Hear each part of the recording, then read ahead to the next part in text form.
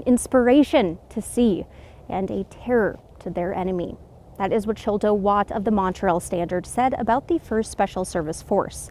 And 80 years ago, on December 5th, the first of its kind military group that combined 2 countries held a ceremony to signify that they completed their missions. There was no U.S., there was no Canadian, it was just the force. The 1st Special Service Force, or FSSF, was a group of hundreds of men who specialized in dangerous missions during World War II. They didn't know what they were going to run into, so they just trained them for whatever.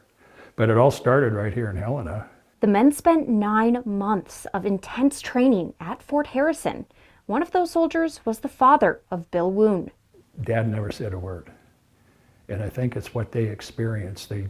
If we weren't there to experience it with them, then we're not going to understand.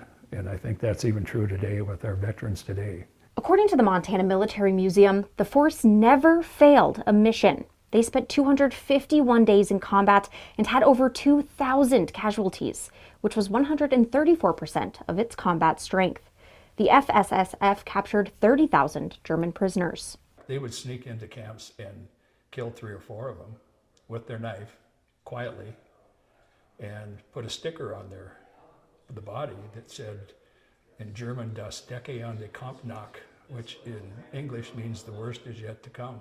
That is where the military group got the name the Black Devils, because they often went unseen or unheard, but left a deadly aftermath. The military group won 5 U.S. campaign stars and 8 Canadian battle honors. The FSSF held its final formation and deactivation ceremony on December 5th of 1944. The skills that they learned here in Helena had been so diluted with replacements, but they were still being given those almost impossible missions. Today, Woon says there are only 4 men living who were in the FSSF. 2 were in the U.S. and 2 in Canada.